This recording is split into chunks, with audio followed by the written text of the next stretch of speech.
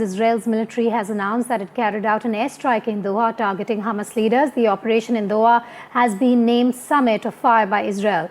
Qatar has been the home of exiled leaders of Hamas and has also served as the mediator in talks between the Palestinian group and Israel for years, much before the latest attack on Gaza took place.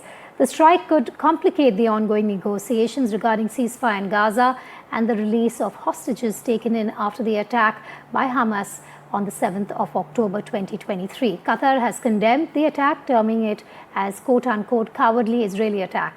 The IDF and ISA conducted a precise strike targeting the senior leadership of the Hamas terrorist organization, the military has said. They've also said for years these members of the Hamas leadership have led the terrorist organization operations, are directly responsible for the brutal 7th October massacre and have been orchestrating and managing the war against the state of Israel, it added. Vishal now joins me live from the newsroom. Vishal, it seems in terms of talks between among the three countries where Qatar was going to play a very important role, all of that now seems extremely unlikely. Well, Qatar has been playing a big role in those negotiations between Israel and the Hamas side. But as you rightly mentioned, this could, be a deterrent to those negotiations because Doha had served as a breeding ground for these negotiations because Hamas has its, big presence in Doha, even though Qatar says it does not really help Hamas in any way, but it does provide ground for Hamas to have some formal communication with the outer world, and that is how these negotiations have traditionally, been shaped. But now that these centers itself have been bombed by the Israeli side, and they have officially claimed that they wanted to target the Hamas negotiators, so that sort of changes the game because Hamas negotiators, if they themselves are being attacked, then who would negotiate on their behalf? That will be the question that will be raised, and even US is now appalled at this operation from the Israeli side because the US was not informed about this operation and they only got to know about this operation 10 minutes into the attack. And even US military informed Trump in turn because Trump was not directly communicated from the Israeli side. It was the US military that communicated the message to Trump. So there was a big communication gap between the Israeli and the US side, and that has resulted in this attack in Doha.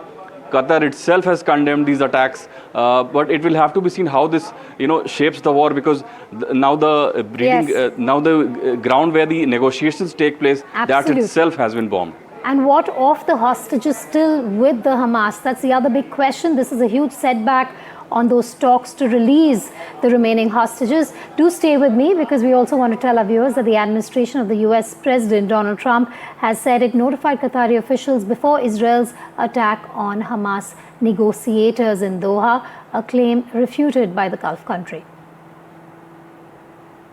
Notify you in advance, Mr. President? Did Israel tell you in advance? So you were caught by surprise, sir? You were caught by surprise? I'm never surprised by anything, especially when it comes to the Middle East. How did you learn about this happening?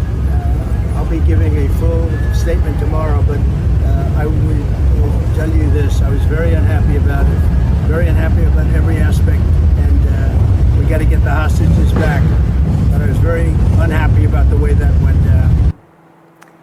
The other big international story, Poland has claimed that it has shot down Russian drones over its airspace early on Wednesday, marking the first time Warsaw has engaged Russian assets since the Ukraine war began. Vishal is back with us. Vishal, are all of the airports also shut down? Tension still simmers?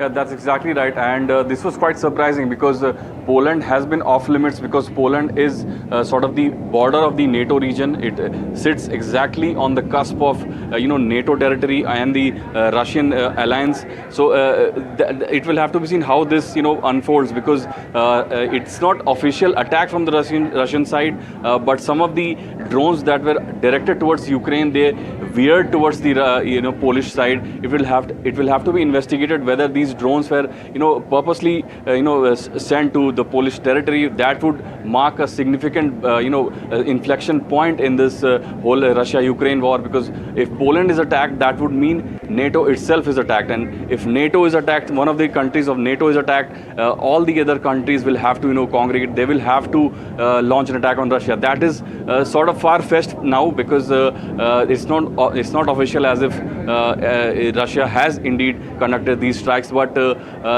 all these drones were in effect neutralized by the Polish Air Force, and also some NATO jets were scrambled.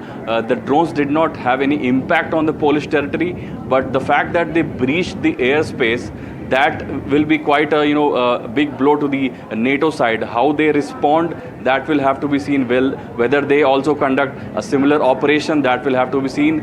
That could escalate this whole war to the next level. Absolutely. So that will have to be seen. Yeah.